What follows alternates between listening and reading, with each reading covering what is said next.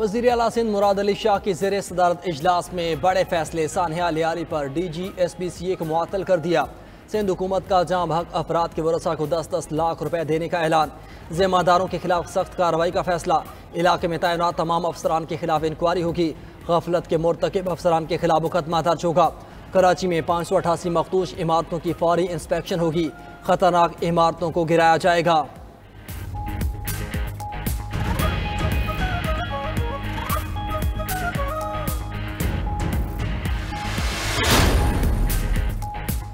लियारी वाक़े में 27 कीमती जानों के ज़िया पर सब गमज़दा हैं। सीनियर वज़ीर सिंध शर्जील मेमन कहते हैं लियारी वाक़े के ज़िम्मेदारान को सख्त सज़ा दी जाएगी। लियारी हादसे की तहकीकात करने वाली कमेटी की रिपोर्ट 2 दिन में आएगी। वज़ीर बल्दियात सईद गनी ने कहा लियारी में इमारत गिरने का वाक़या अफसोसनाक है। कमिश्नर से खतरनाक करार दी गई इमारतों की तफसील मांगी है। खस्ता हाल 51 इमारतों को जल्द गिराने का काम शुरू किया जाएगा।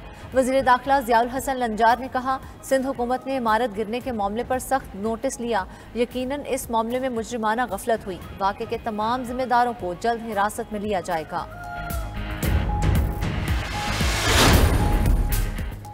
FBR की इस्लाहात हुकूमत की अवलिन तरजीहात में शामिल है। वज़ीर आज़म शहबाज शरीफ की FBR में जारी इस्लाहात पर जायजा इजलास में गुफ्तगू। कहा टैक्स निज़ाम को खुदकार बनाने से शफाफियत बेहतर होगी।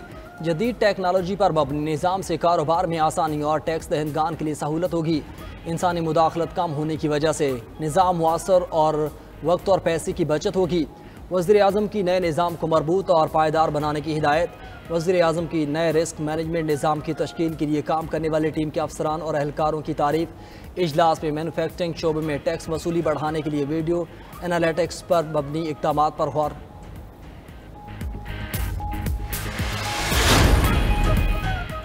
बॉर्डर सिक्योरिटी को मजबूत करना है। गैर कानूनी तामीरात के खिलाफ हर सूबे में काम कर रहे हैं। वज़ीर दाखिला मोहसिन नकवी का कराची में तकरीब से खिताब। कहा कराची और सिंध में जुराइम कंट्रोल करने पर काम हो रहा है। मजीद कहा पाकिस्तानियों को अपने ग्रीन पासपोर्ट पर फख्र है। हमने पासपोर्ट की रैंकिंग पर बहुत काम किया है। पाकिस्तानियों के लिए UAE के वीज़े मुस्तरद हो रहे हैं। UAE के वज़ीर दाखिला से मिलकर हल निकालेंगे। कोशिश है सेफ सिटी प्रोजेक्ट को पूरे मुल्क में फैलाएं। सेफ सिटी का इदारा वज़ीर आज़म की भी तरजीह है।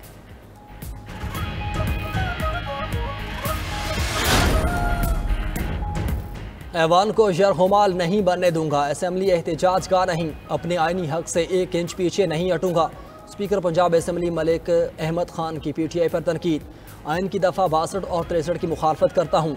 अगर वज़ीर आज़म को गलत बयानी पर नाअहल किया जा सकता है तो ऐवान को तमाशा बनाने वालों को क्यों नहीं। आइन व कानून का पाबंद हूँ।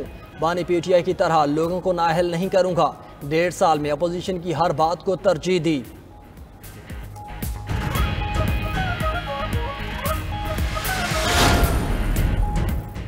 वज़ीर कानून आज़म नज़ीर तारड़ ने अपोजिशन अरकान की नाअहली की हिमायत कर दी। मीडिया से गुफ्तगू में कहा एहतजाज अपोजिशन का हक है, लेकिन कुर्सियां मारना और माइक उखाड़ना एहतजाज नहीं। अरकान के डिसीट बारे स्पीकर चीफ इलेक्शन कमिश्नर को रेफरेंस भेजा जा सकता है। इस मामले पर कानून को अपना रास्ता लेना चाहिए। तकरीब से खिताब में आज़म नज़ीर तारड़ ने कहा आइन के मुताबिक चलेंगे तो मुल्क आगे बढ़ेगा। मुल्क चलाने के लिए सबको किरदार अदा करने की ज़रूरत है। मुल्क की खातिर नफरतें भुलाकर हमें आगे बढ़ना होगा। हमें अपने सिस्टम को दुरुस्त करना है। खैबर पख्तूनख्वा हुकूमत का अज़म अजला के हवाले से कायम कमेटी पर तहफ़्फ़ुज़ात का इजहार।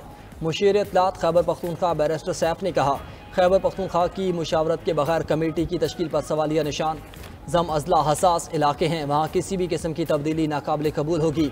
वफाकी वज़ीर अमीर मकाम का हुकूमत के तहफ़्फ़ुज़ात पर रद्द-ए-अमल। कहा फाटा का इंतज़ाम वापस लेने की बात में सदाकत नहीं। फाटा में हुकूमत FCR का कानून वापस नहीं ला रही। वज़ीर आज़म ने फाटा और जिरगा सिस्टम के लिए कमेटी बनाई। कमेटी में गवर्नर और वज़ीर आला KP भी शामिल हैं। इजलास में PTI के बाइकआउट पर अफसोस हुआ।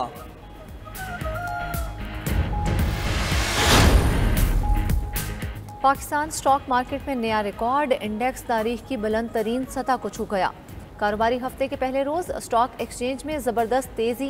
100 इंडेक्स 1,33,000 पॉइंट्स की हद अबूर कर गया। ट्रेडिंग के दौरान 1800 से ज्यादा पॉइंट्स का इजाफा। 100 इंडेक्स 1,33,792 पॉइंट्स की सतह पर पहुंच गया।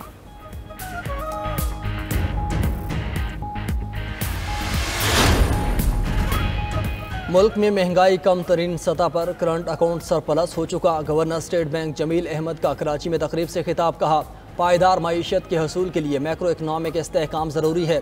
हुकूमत और स्टेट बैंक के सख्त फैसलों से मईशत बहाली हुई। हमें मौके से फ़ायदा उठाकर पायदार मईशत की जानिब गामजन होना होगा। माजी में मईशत को कई मसाइल दरपेश थे। माजी के मसाइल से बचने के लिए ज़रूरी है कि गलतियाँ ना दोहराई जाएँ।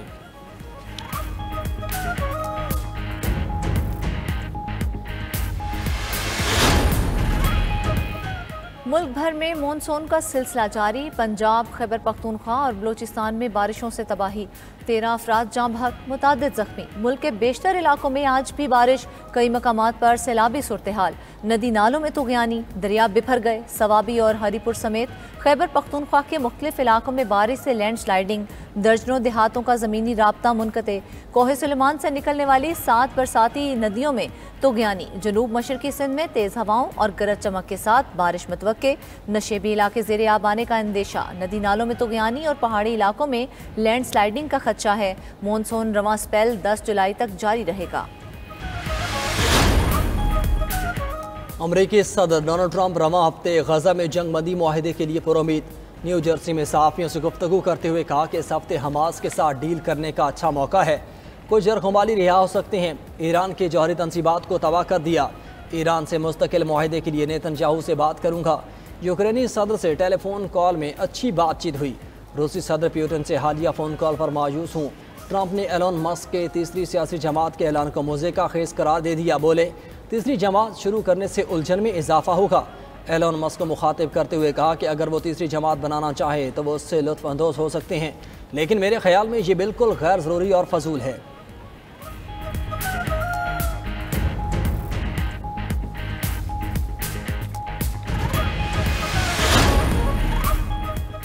ब्रिक्स की इसराइल और अमेरिका का नाम लिए बगैर ईरान पर हमलों की मजम्मत। ब्राज़ील के शहर रियो डी जनेरियो में ब्राज़ील, रूस, भारत, चीन और जनूबी अफ्रीका पर मुश्तमिल ग्रुप ब्रिक्स का 70वां इजलास। एलामिया में कहा गया कि 13 जून के बाद ईरान पर हमले बैनुल-अक़वामी कानून की खिलाफ वर्जी थे। ब्रिक्स तंजीम का गजा में फौरी गैर मशरूत जंग बंदी, गजा की पट्टी और मकबूजा फ़लस्तीनी इलाकों से इसराइली फ़ौजियों की वापसी का भी मुतालबा। ब्रिक्स की मजम्मत पर अमरीकी सदर डोनाल्ड ट्रंप सीख पा। ब्रिक्स और उसके हिमायती ममालिक को धमकी, कहा ब्रिक्स की हिमायत करने वाला मुल्क अमरीका मुखालिफ पॉलिसीज़ के साथ खड़ा होगा। उस पर 10% इजाफी टैरिफ आयद किया जाएगा।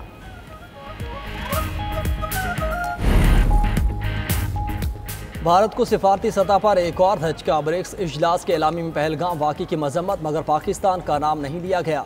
भारत ने पहलगाम वाक़े में पाकिस्तान का नाम शामिल करवाने की भरपूर कोशिश की थी। ब्रिक्स एलामिया भारत की एक और वाज़ेह सिफारती नाकामी साबित हुआ है। ब्रिक्स एलामिया में अल्फाज मुकम्मल तौर पर गैर जानिबदार रखे गए। इजलास में 2 अहम ममालिक चीन और रूस के सरबराह भी शरीक नहीं हुए।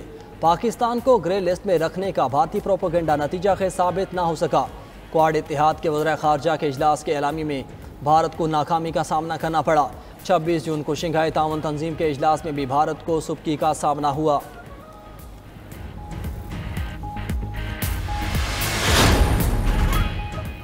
और अमेरिका ने खुद मुख्तार मुल्क ईरान की जौहरी तनसीबात पर खुल्लम खुल्ला हमला करके खतरनाक मिसाल कायम की। चीनी वज़ीर ख़ारजा वांग ई ने पेरिस में फ्रांसीसी वज़ीर ख़ारजा के साथ मुश्तरका प्रेस कॉन्फ्रेंस में कहा, अगर कोई जौहरी सानहा हुआ तो पूरी दुनिया उसकी कीमत अदा करेगी। ईरान जौहरी मसले का हकीकी हल मशरिक़ वस्ता के बुनियादी मसले फ़लस्तीन को हल किए बगैर मुमकिन नहीं। 2 रियासती हल ही मशरिक़ वस्ता के बहरान का वाहिद अमली रास्ता है।